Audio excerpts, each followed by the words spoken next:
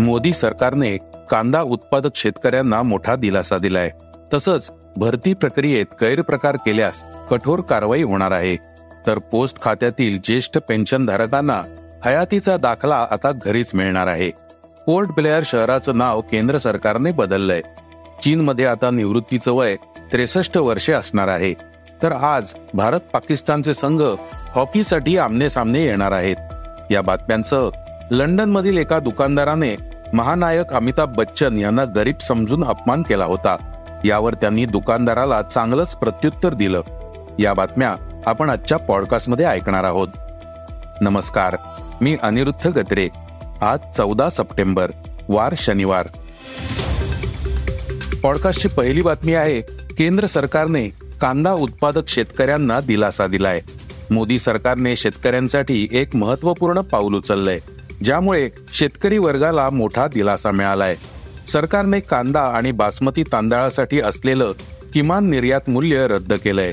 यामुळे शेतकऱ्यांना त्यांच्या उत्पादनाचे निर्यात मार्ग खुल्या पद्धतीने उपलब्ध होतील. तसंच त्यांना आंतरराष्ट्रीय बाजारपेठेतील मागणीचा अधिक फायदा मिळू शकेल. कांद्याच्या किमान निर्यात मूल्याचा निर्णय मागे घेण्यात आल्याने कांदा उत्पादक शेतकरी आता थेट परदेशात कांदा निर्यात करू शकेल. याआधी सरकारने कांद्याच्या दरातील अस्थिरतेला आळा घालण्यासाठी निर्यात मर्यादित केली होती. त्यामुळे देशांतर्गत किमती नियंत्रित राहिल्या होत्या. मात्र यामुळे अनेक शेतकऱ्यांना त्यामुळे चांगला भाव मिळू शकला नव्हता. पण आता मोदी सरकारच्या निर्णयामुळे कांदा निर्यात सोपी झाली आहे. यामुळे आता कांद्याची मोठी मागणी असलेल्या खाडी आणि आशियाई देशात कांदा पाठवणाऱ्या कांदा उत्पादक शेतकऱ्यांना याचा मोठा फायदा होणार आहे. पॉडकास्टची दुसरी बातमी आहे, भरती प्रक्रियेतील गैरप्रकारांसाठी शिक्षेबाबतची. भरती परीक्षांमध्ये कोणताही गैरप्रकार आढळल्यास संबंधितांवर कडक कायदेशीर कारवाई होणार आहे. सरकारी नोकर भरती करणाऱ्या केंद्रीय कर्मचारी निवड आयोगाने याबाबतचा इशारा दिलाय.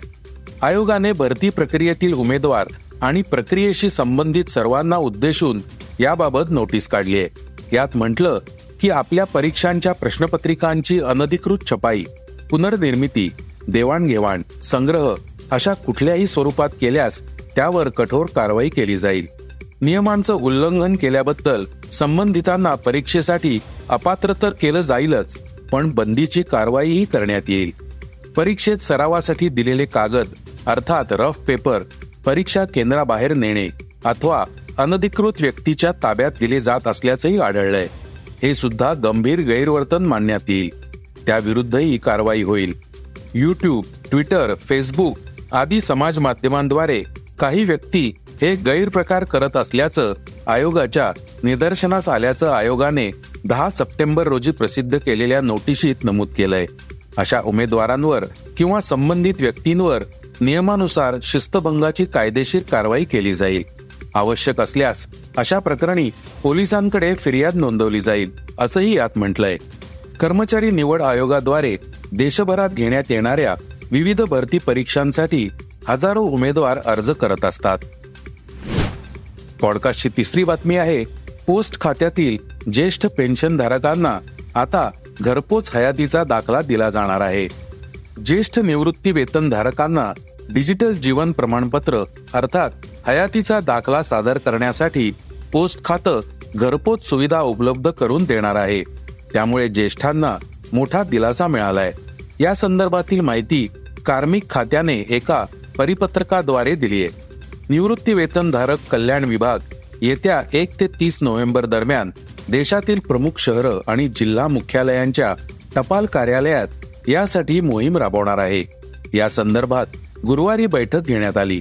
त्यानुसार आता जिल्हा टपाल कार्यालये DLC 3.0 या मोहिमेसाठी निवृत्ती वेतनधारक कल्याण संघटना, संबंधित बँका आणि आधार कार्यालय यांच्याशी समन्वय साधतील. निवृत्ती वेतनधारकांना स्मार्टफोनवरून चेहऱ्याची ओळख पटवून जिल्हा पोस्ट कार्यालयात डिजिटल जीवन प्रमाणपत्र सादर करता येईल. त्याचप्रमाणे पोस्ट खात्यातील ज्येष्ठ निवृत्ती वेतनधारकांना हा हयातीचा दाखला सादर करण्यासाठी घरपोच सुविधाही प्रदान करणार आहे. या मोहिमेसाठी सध्या बॅनर, सोशल मीडिया, SMS, छोट्या व्हिडिओंच्या माध्यमातून जनजागृती करण्यात येते. या मोहिमेसाठी आधार आणि माहिती तंत्रज्ञान मंत्रालय तांत्रिक मदत करणार आहे. मागील वर्षी ही मोहीम देशातील 100 शहरात राबवण्यात आली होती. या अंतर्गत 1.5 कोटी निवृत्ती वेतन धारकांनी आपलं डिजिटल जीवन प्रमाणपत्र सादर केलं होतं. यावर्षी 157 शहरात ही मोहीम राबवण्यात येणार आहे. पॉडकास्टची चौथी बातमी आहे, पोर्ट ब्लेअर शहराचं आता नाव बदलण्यात येणार आहे. अंदमान निकोबार द्वीप समूहातील प्रमुख शहर पोर्ट ब्लेअरचं नाव बदलून ते आता श्री विजयपुरम करण्यात येणार आहे. याची घोषणा केंद्रीय गृहमंत्री अमित शहा यांनी ट्विटरवरून केली. देशाला गुलामीच्या सर्व प्रतीकांपासून मुक्त करण्याच्या पंतप्रधान मोदी यांच्या संकल्पाने प्रेरित होऊन गृह मंत्रालयाने पोर्ट ब्लेअरचं नाव बदलण्याचा निर्णय घेतल्याचं शहांनी म्हटलंय. नेताजी सुभाषचंद्र बोस यांनी सर्वप्रथम तिरंगा फडकवण्यापासून ते स्वातंत्र्यवीर सावरकर आणि इतर स्वातंत्र्य सैनिकांनी केलेल्या संघर्षाचं हे स्थान आहे, असंही शहांनी म्हटलंय. पॉडकास्टची 5वी बातमी आहे, चीनमध्ये निवृत्तीचं वय वाढल्याची. पुढील वर्षापासून कामगारांसाठी निवृत्तीचं वय वाढवण्याचा निर्णय चीन सरकारने घेतलाय. चीनमध्ये सध्या पुरुषांसाठी निवृत्तीचं वय 60 असून ते 63 केलं जाणार आहे, तर महिलांसाठीचं निवृत्तीचं वय त्यांच्या कामाच्या स्वरूपानुसार 55 आणि 58 असं केलं जाणार आहे. लोकसंख्या कमी होत असल्याने काम करणारे हात कमी होत असल्याचं चीनमध्ये दिसून आलंय. तसंच येत्या काही काळात मोठ्या संख्येने कर्मचारी निवृत्त होणार आहेत. त्यामुळे निवृत्ती वेतन निधी देतानाही सरकारसमोर अडचण निर्माण होण्याची शक्यता आहे. त्यामुळेच पुढील 15 वर्षांसाठी निवृत्तीचं वय वाढवण्याचा निर्णय सरकारने घेतलाय. या नियमाची अंमलबजावणी पुढील वर्षी जानेवारीपासून होणार आहे. पॉडकास्टची 6वी बातमी आहे, क्रीडा विश्वातली.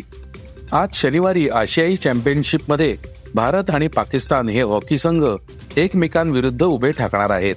त्याचबरोबर शनिवारी आणि रविवारी होणाऱ्या डायमंड लीगमध्ये नीरज चोप्रा खेळणार आहे.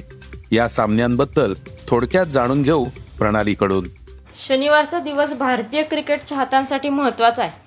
एकीकडे भारतात दुलीप ट्रॉफी आहेच, पण सध्या भारतीय हॉकी संघ चीनमध्ये एशियन चॅम्पियनशिप ट्रॉफी खेळतोय. या स्पर्धेत भारताने यजमान चीन, जपान, मलेशिया आणि कोरिया या संघांचा पराभव करत सेमीफायनल गाठली. पण आता त्यांच्यासमोर लीग स्टेजमधील शेवटच्या सामन्यात आज पाकिस्तानचं आव्हान आहे. पॅरिस ऑलिम्पिकमधील कांस्य पदक विजेता भारताने जरी सेमीफायनलमध्ये जागा पक्की केली असली तरी अपराजित राहण्यासाठी आज भारतीय संघ प्रयत्न करताना दिसेल. दुसरीकडे पाकिस्तानला स्पर्धेत टिकून राहण्यासाठी भारताविरुद्ध किमान बरोबरीची तरी गरज आहे. आता आज भारत आणि पाकिस्तान या दोन संघात दुपारी 1:15 वाजता या सामन्याला सुरुवात होईल. हा सामना सोनी स्पोर्ट्स आणि सोनी लिव्हवर पाहता येणार आहे. याचबरोबर शनिवारी रात्री डायमंड लीग फायनलही ब्रुसेलमध्ये खेळवली जाणार आहे. शनिवारी रात्री भारताचा नीरज चोप्रा ॲक्शनमध्ये असणार आहे. त्याचा सामना मध्यरात्री 1:15च्या सुमारास सुरू होईल. या दोन महत्त्वाच्या इव्हेंट्स आज भारतीयांना पाहायला मिळणार आहेत. पॉडकास्टची शेवटची आणि 7वी बातमी आहे, महानायक अमिताभ बच्चन यांना लंडनमध्ये शॉपिंग दरम्यान आलेल्या एका अपमानास्पद अनुभवाची. कौन बनेगा करोडपती या लोकप्रिय शोमध्ये बिग बींनी सांगितलं की एकदा ते लंडनमध्ये शॉपिंग करत असताना त्यांची नजर एका नेक टायवर पडली. ते या टायकडे टक लावून पाहत होते. तेव्हा दुकानदाराने त्यांच्याकडे तुसड्यासारखं पाहिलं. दुकानदार बिग बींना म्हणाला, या टायची किंमत 120 पाऊंड आहे. त्या दुकानदाराचा गैरसमज झाला होता की बिग बींना इतका महागडा टाय परवडणार नाही. पण बिग बींनीही त्याला जशास तसं उत्तर दिलं. ते त्या दुकानदाराला म्हणाले, असे 10 टाय पॅक करा. त्यानंतर तो दुकानदार खजील झाला, कारण त्याला कळून चुकलं होतं की हे कोणी साधी व्यक्ती नाहीत. हा किस्सा सांगताना बिग बींनी सर्वांना एक सल्लाही दिलाय. ते म्हणाले, आपण हे कायम लक्षात ठेवायला हवं की आपल्याला कोणीही कमी समजता कामा नये. हे होतं सकाळचं पॉडकास्ट. उद्या पुन्हा भेटूयात. हे पॉडकास्ट तुम्हाला कसं वाटलं जरूर कळवा. त्याला रेटिंग द्या आणि इतरांना रेकमेंड करा. धन्यवाद. Script and research by Amit Ujagare.